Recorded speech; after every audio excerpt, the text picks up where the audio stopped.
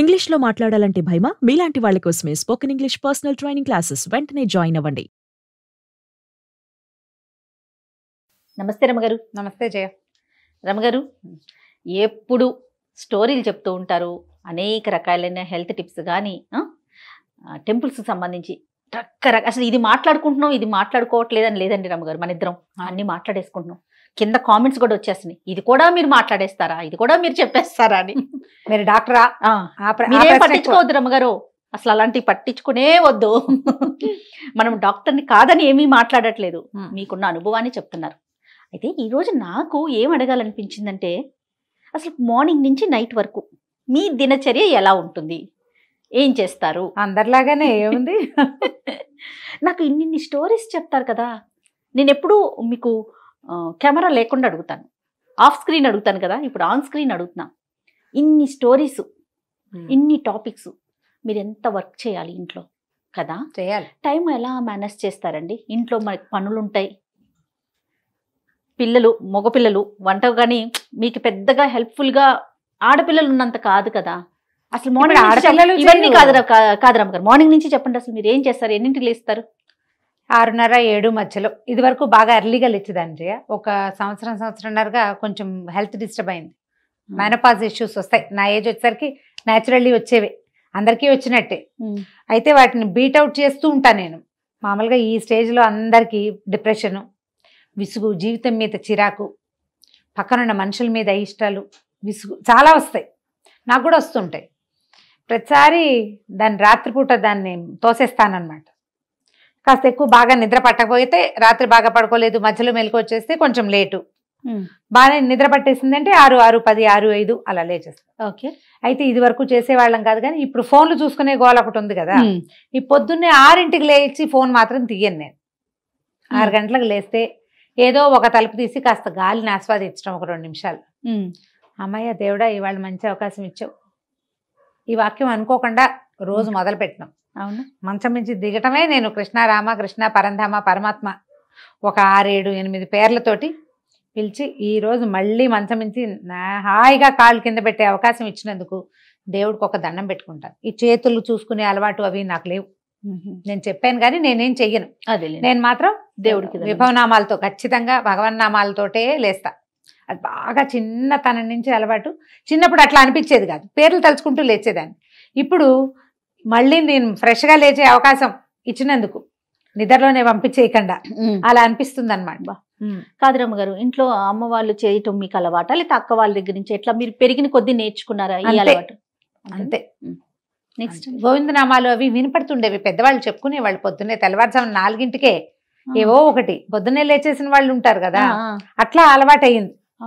అట్లా ప్రాక్టీస్ అంతేనమాట. మనం ఇంట్లో అంటుంటే పిల్లలకు కూడా వచ్చేస్తుంది కదా, అందుకే అడుగుతున్నా. అదొక ప్రాక్టీస్ అంతే. పడుకునేటప్పుడు శ్రీరామనామం చెప్పుకోవటం, లేచేటప్పుడు కృష్ణనామాలు చెప్పుకోవటం అదొక అలవాటు. లేస్తే స్టవ్ ముందు రోజు రాత్రే పని చేసేస్తే పర్వాలేదు, బాగానే రెడీగా ఉంటుంది. లేకపోతే గబగబా ఆ పని చేయటం. కాఫీ, పాలు 2 డికాక్షన్ పెర్కులేటర్ వేసుకుంటాను నేను. నాకు బాగా చిక్కటి కాఫీ అలవాటు. 1 టైమే, రోజుకు ఒకసారి కాఫీ, అది కూడా ఫస్ట్ కాఫీ కొంచెం పెద్ద గ్లాసు. మా వారికి బ్లాక్ కాఫీ అలవాటు అయిపోయింది, ఆయన పాలతో కాఫీ దాకా. ఆయనది బ్లాక్ కాఫీ, నాది 2 కాఫీలు కలుపుతాను. 2 కాఫీలు 2 కలుపుకోవటం. కాఫీ చేత్తో పుచ్చుకొచ్చి న్యూస్ పేపర్ చూసేదాన్ని ఇది వరకు. ఇప్పుడు ఏంటంటే ఫోన్లో గూగుల్ న్యూస్ అలవాటు అయిందనమాట. ఒకవేళ నేను ఆన్లైన్లో ఉన్నానని తెలిస్తే ఫారిన్ నుంచి నాతో మాట్లాడేవాళ్ళు కొంతమంది ఎవరైనా మెసేజ్ గుడ్ మార్నింగ్లు పెడతారు. నేను ఏ గుడ్ మార్నింగ్కి రెస్పాండ్ అవ్వను. ఇది ఇప్పటికి ఎన్నోసారో చెప్పటం. ఒక్కళ్ళ కూడా నేను తిరిగి గుడ్ మార్నింగ్ అని కానీ శుభోదయం అని కానీ చెప్పను. ఒకే ఒక రామకృష్ణ ఉన్నారు నా ఫ్రెండ్, ఆయన మాత్రం శుభోదయం పెడతారు. నేను ఒక కప్పు కాఫీ బొమ్మ మాత్రం పెడతాను ఆయనకి, నేను ఈ పని చేస్తున్నాను.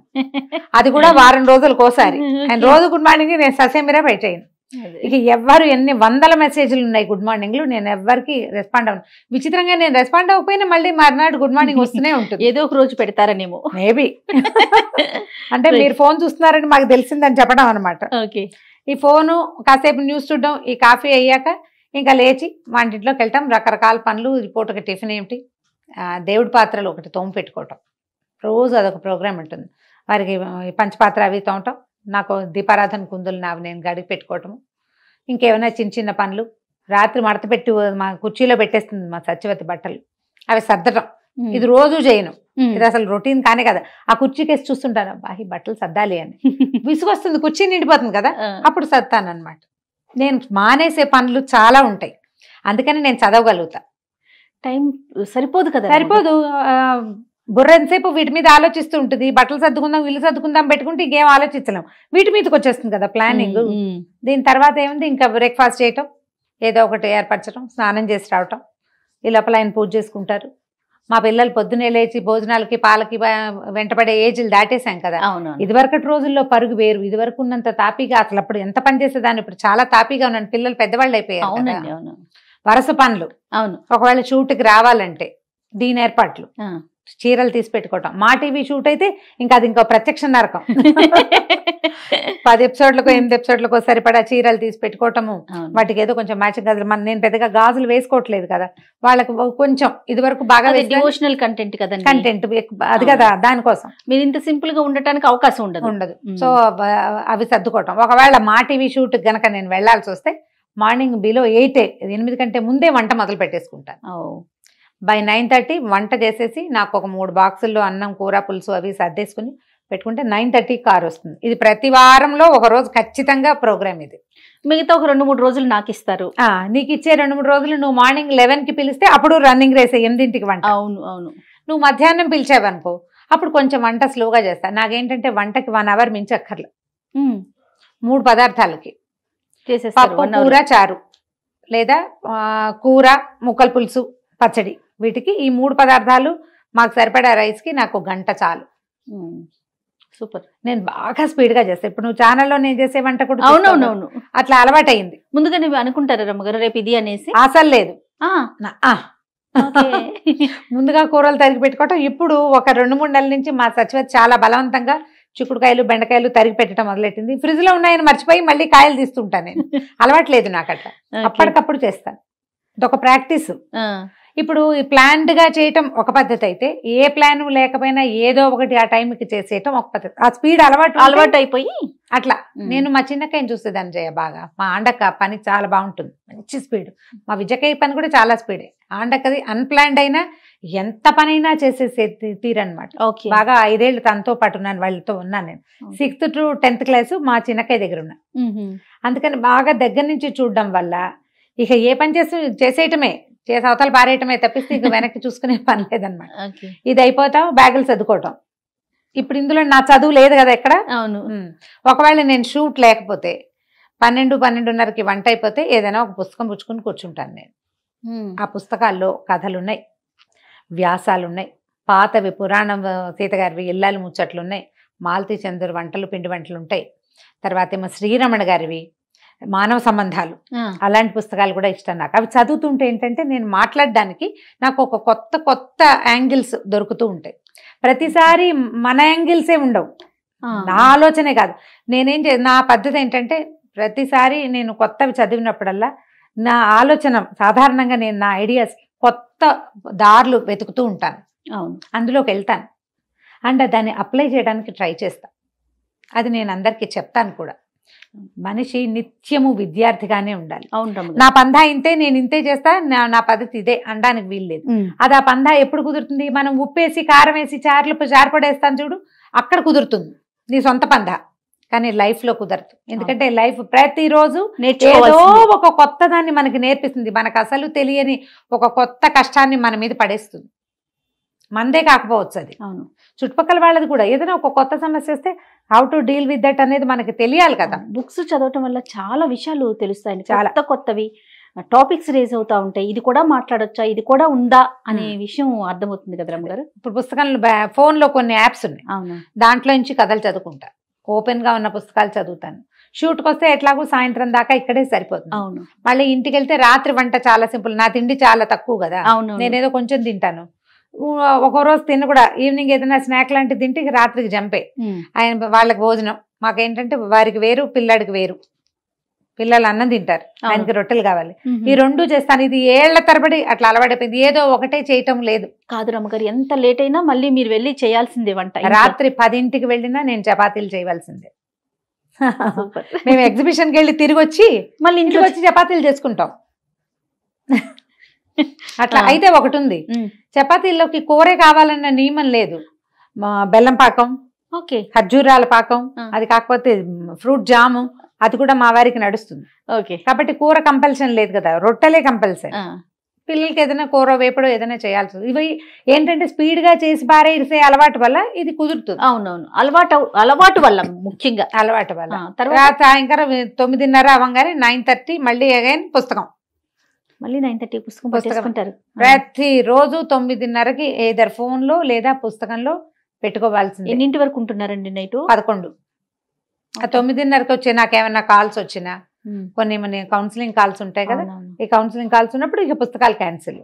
ఆ కాల్స్ ఏవో చూస్తా సొంతంగా నేనే. మామూలుగా ఫోన్ ఓపెన్ చేశాను అనుకో, ఎవరో మెసెంజర్లో ఐడియాలు అడుగుతుంటారు, ఇప్పుడు ఇలా ఉంది పరిస్థితి, ఏం చేయాలి, కొంచెం అడుగుతారు కదా. ఈ అడిగిన వాళ్ళకి సమాధానం చెప్పి కొంతమందితో ఎలాబరేట్ గా మాట్లాడాల్సింది వస్తుంది.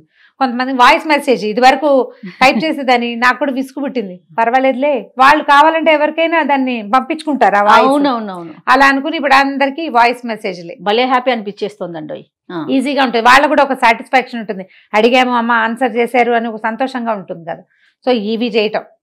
ఇందులో సెల్ఫ్ గ్రూమింగ్ కి ఒక పొద్దున 10 నిమిషాలు, సాయంత్రం 10 నిమిషాలు ఖచ్చితంగా కేటాయిస్తాను నేను. ఎక్సర్సైజ్ ఏదైనా ఒక చిన్నది, బాగా ఫుల్ యోగాలు చేయట్లేదు ఇప్పుడు, ఓపిక తక్కువ, విసుగు, ఇవన్నీ చేయలేక ఇవన్నీ ఎవరు చేస్తారా దేవుడా అనిపిస్తుంది. ఓ 10 నిమిషాలు ఖచ్చితంగా మార్నింగ్ ఎక్సర్సైజ్. మీ పర్సనల్ కంటూ ఉంచుకునేది మార్నింగ్ ఒక 10 నిమిషాలు, సాయంత్రం ఒక 10 నిమిషాలు. పుస్తకాలు కూడా నా పర్సనల్ థింగేగా, పర్సనల్ అనుకుంటారా? అంటే ఇప్పుడు కాదరమ్మ గారు, మాకు వచ్చి చెయ్యకపోయినా, మీడియా కాకపోయినా మీరు పుస్తకాలు చదివే పద్ధతి ఇదేనా పందా? మరి నేను చదవకపోతే నాకు ఇన్ని విషయాలు ఎలా తెలుస్తాయి? ఇవాళే తెలుసుకున్నానా? నేను ఏదైనా కొత్తగా తెలుసుకున్న మ్యాటర్ లాగా అనిపించదండి, అసలు ఆలోచనే లేదు. ఎప్పుడు పుస్తకాలు ఉన్నాయి జయ నా జీవితంలో. నా 5వ ఏట నుంచి పుస్తకాలు. నేను స్కూల్కి వెళ్ళడం మొదలెట్టడానికి ముందు నుంచే చందమామ ప్రవేశించింది నా జీవితంలోకి. ఎప్పుడు బుక్స్ ఉన్నాయి. పుస్తకాల వల్ల నేను ఎన్నో దొంగతనాలు, పొరపాట్లు కూడా చేసే చిన్నప్పుడు. పుస్తకాలు పిచ్చి, అంత పుస్తకాలు పిచ్చి నాకు. మా ఇంట్లో ఉన్న పుస్తకాలు కాదు, అది ఎక్కడైనా పుస్తకం దొరికితే చదివేసేయటమే, అద్దెకి తెచ్చుకుని చదివేయటం, లైబ్రరీకి వెళ్తే చదివేయటం, ఎప్పుడు చదివే. మార్నింగ్ నుంచి ఇంకా 11కి పడుకుంటారు అనుకుందాం, మళ్ళీ రొటీన్ అంతేగా, ఇంకా ఇదే జరుగుతుంది, పెద్దగా మార్పులే మార్పులు. ఏదైనా బజార్ వెళ్తాం, ఆ పూట సాయంకాలపు చదువులు గిదువులు ఏమి ఉండవు, ఎవరింటికైనా వెళ్తాం, ఆ పూట ఆ టైము దొరుకుతుందా మీకు? అది నా ప్రశ్న. కొంచెం తక్కువే చేయాలి కదా. నేను ఇదివరకు రెగ్యులర్ గా వారం రైతు బజార్ వెళ్ళేదాన్ని. వారంలో ఒకసారి లేదా 2 సార్లు ఏవైనా కొనడానికి. ఎంతసేపు అమీర్పేట బాగా తిరిగేసేదాన్ని ఫ్రీక్వెంట్. నేను అమీర్పేటలో ఎంతమంది చూసుంటారో, అవునంటారు అందరు. ఇప్పుడు ఈ మధ్య కాలంలో అసలు నేను రైతు బజార్ టైం పెట్టలేకపోతున్నా. సంవత్సరంన్నర అయింది నేను రైతు బజార్ వెళ్ళి. పిల్లలే ఏదో హ్యాండిల్ చేస్తున్నారు, లేదా బయట నుంచి వచ్చే. ఇప్పుడు కదా మనకి కోవిడ్ నేపథ్యం కూడా ఒకటి వచ్చింది కదా, దాంతో ఇంకా అసలు పూర్తిగా పోయింది. రెండోది, ఇప్పుడు నేను భయపడుతున్నాను కూడా, ఎక్కడికైనా బయటకు వెళ్తే కొంచెం జనం చేరటం కొంచెం ఇబ్బందికరంగానే ఉంటుంది. ఫ్రెండ్స్ తో వెళ్తే కొంచెం చికాక్గా అనిపిస్తుంది. అంటే ఎవరైనా పలకరిస్తే చికాక్ అని చెప్పడం కాదు, ఇది నాకే ఒక డెలికసీ అనమాట. నేను ఇలా జనాలతో గుర్తింపబడ్డము చాలా అద్భుతమైన విషయమే, కానీ నేను దాన్ని హ్యాండిల్ చేయలేకపోతున్నాను. అంటే ఫ్రీగా లేదనమాట, మొహమాటంగా. నా గ్రూప్ లో నాకు ఎంబరాసింగ్ గా అనిపిస్తుంది. మా అక్కయ్యలకి సంతోషంగానే ఉంది, కానీ నాతో వచ్చిన వాళ్ళు మా అక్కయ్యలు వాళ్ళే ఎక్కువగా ఉంటారు కదా, వాళ్ళు బాగానే ఉంటారు, కానీ నాకే ఒక చిన్న ఎంబారసింగ్ గా వీళ్ళతోటి నన్ను వాళ్ళ నుంచి సెపరేట్ చేసి. ఫ్యామిలీ మెంబర్స్ భలే మనకన్నా వాళ్ళకి ఎక్కువ బాగుంటుంది. రమ్మగారు బాగా ఎంజాయ్ చేస్తారు. అక్కలు, మా వారు కూడా, మా వారి పిల్లలు కూడా బాగా ఎంజాయ్ చేస్తారు. మేము అక్కడ ఎక్కడికో వెళ్ళాం, గాన్గాపూర్ వెళ్తే అక్కడ వృక్షం కింద కూర్చున్నాం అనమాట. అశ్వత్థ వృక్షం చాలా బాగుంటుంది అక్కడ. అశ్వత్థ వృక్షం కాదు, ఏమనాలి దాన్ని, గుర్తు రావట్లేదు నాకు.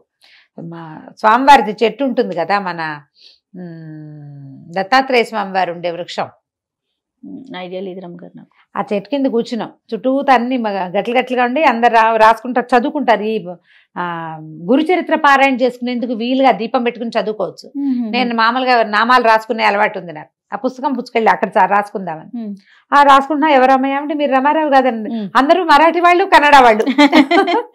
ఆ మధ్యలో ఒక అమ్మాయి ఇచ్చి పలకరించింది అంతే. ఇలా కాస్త కనపడుతూ ఉంటాయి. కొంచెం ఎంబరేసింగ్ గా ఉండటం మొదలుపెట్టి కాస్త జనాల్లోకి వెళ్ళడం తగ్గించాయి. ఇది వరకు బాగా బజార్లు తిరిగేదాన్ని, ఎవరికి ఏం కావాలన్నా నేనే షాపింగ్ చేసేది. రమ్మగారు, పర్సనల్ లైఫ్ ని మిస్ అవుతున్నాను ఆ స్పేస్ పోతుంది అన్న ఫీల్ ఏమన్నా అనిపిస్తా ఉందా మీడియాలోకి రావటం వల్ల? అంత లేదు. అంటే చాలా బిజీ అయిపోయారు కదండి మీరు, ఇటు అటు 2 చోట్లకి వర్క్ చేయటం. అవును. సో ఆల్మోస్ట్ స్టూడియోస్ లోనే ఉంటారు. నాకు తెలిసి వీక్ 4 days స్టూడియోస్ లోనే ఉంటున్నారు కదా. అట్లా ఏమన్నా అనిపిస్తా ఉందా? రొటీన్ లాగా అనిపిస్తుంది బోర్గా కానీ? లేవటం రావటం వెళ్ళటం లేవటం నా పరిస్థితి అది అనమాట. అంటే నీ అంత రోజు రావట్లేదుగా నేను అనిపిస్తుంది. వరుసగా హెక్టిక్ గా చేస్తాం చూడు, మధ్యలో పండగలు వస్తాయి, అవి వస్తాయి, ఇవి వస్తాయి. ఈ మన కార్తీక పురాణం అవి బాగా వెంటనే చేయవలసి వచ్చింది. అలాంటప్పుడు ఉండేది. కాకపోతే ఏంటంటే కొంచెం ఎక్కువ పరిచయాలు, స్నేహాలు ఎక్కువ, బాగా మా పలకరించే వాళ్ళు ఎక్కువ. ఇదంతా ఎంజాయ్మెంటే సంతోషంగానే ఉంటుంది. అండ్ మోర్ ఓవర్ ఏంటంటే మనం కాలక్షేపానికి లేదా ఏదో ఒక అలవాటుగా చదువుకునే విషయం ఒక నలుగురికి ఉపయోగపడుతుందంటే అది ఎక్కువ సంతోషాన్ని ఇస్తుంది. అది చాలా సంతోషాన్ని ఇస్తుంది. నాకు మెసేజ్లు వస్తాయి, చాలా మంది పెడతారు, మీరు మాకు చాలా మా ఇంట్లో మెంబర్ అయిపోయారు, మేము రెగ్యులర్ గా మీరు చెప్పేది వింటున్నామంటే. నేను చెప్పగలిగే మామూలు విషయాన్ని సాధారణమైన విషయంగా నేను చెప్పేదాన్ని ఎవరైనా వింటారు, వాళ్ళకి నచ్చింది అండ్ వాళ్ళ లైఫ్ లో అది వాళ్ళకి ఉపయోగపడుతుంది అంటే ఏమిటి, భగవంతుడు మన జీవితానికి సార్థకత ఇక్కడ ఇచ్చాడు, ఎందుకు పుట్టామా అనిపిస్తుంది ఆ జీవితంలో. అప్పుడప్పుడు మనకి చాలా విసుకొస్తుంది, రకరకాల సమస్యలు ఇంట్లో అనుకో, అప్పుడే మన హెల్త్ బాగోపోవటం, అప్పుడే చుట్టాలు రావటం, మనం ఎక్కడికైనా వెళ్లాల్సి రావటం, ఏ పని మానగలిగే అవకాశం లేకపోవటం, అన్నీ మనమే మోస్తున్నాం అనిపించటం, అలాంటప్పుడు చాలా విసుగ్గా ఉంటుంది. దానికి ఇది ప్లస్. ఇలా ఎవరైనా మన మాట వింటారు, మనం చెప్పేది ఒకళ్ళకి యూజ్ అవుతోంది అంటే అది ఎంత ప్లస్సో. ఆ ప్లస్ నా రొటీన్లో ఏంటంటే నాకు చాలా పెద్ద ప్లస్ అనమాట. బరువుగా అనిపించిన చేత కావట్లేదు అనిపిస్తుంది, పెద్ద వయసు పెరుగుతుంటే కొంచెం అనిపిస్తుంది. అయినా ఖచ్చితంగా ఈ బూస్ట్ నాకు రోజులో ఒక 3-4 మెసేజ్ల ద్వారా దొరికేస్తుంది. సూపర్. అది డైలీ రొటీన్ లోకి వచ్చేసి అనమాట. ఫోన్ చూసేదాన్ని కాదు ఇది వరకు, ఇప్పుడు రొటీన్ గా ఫోన్ ఒకటి నా రొటీన్ లో భాగం అయిపోయింది. అంతే మన రొటీన్. అంతే. ఇందులో మా సాధారణ గృహిణికి డిఫరెంట్ గా ఏమైనా ఉందా? ఎవరికైనా ఏముంటుంది? ఏముండదు. అంటే మీది కొంచెం వేరుగా ఉంటది కదా రమ్మగారు, ఎందుకంటే మీ ప్రెజెంటేషన్ ఉంది, హౌస్ వైఫ్ గాను రెండు మీరు నిర్వర్తించాలి కదా. ఒకటి పాత్ర అయితే అది వేరు. అవును కదండి. ఇప్పుడు నేనున్న ఓన్లీ హోస్ట్, నా ప్రొఫెషన్ ఏంటి, నేను హోస్ట్. ఇంట్లో నా పనులు, ఇప్పుడు మీరు చెప్పిన పనులు ఏవి నేను అంతగా చేయలేకపోతాను. పొద్దున్న నుంచి సాయంత్రం దాకా నా ప్రొఫెషన్ ఇదే కాబట్టి ఇక్కడే ఉంటాను, నాకు సపోర్టివ్ గా అమ్మున్నారు కాబట్టి సరిపోతుంది. అట్లా మీది వేరు మాది వేరు ఉంటుంది కదా. అదే పిల్లలు చిన్నప్పుడు వేరే రకంగా ఉండేది, పెద్దవాళ్ళు అయ్యారు ఇప్పుడు. అంటే అప్పటికి మీరు ఇట్లా జాబ్ కానీ ఏది లేదు కదా, ఒక అవకాశం లేదు కాబట్టి. సో బాగుంది రమ్మ గారు, super. Thank you so much. Thank you. నమస్తే.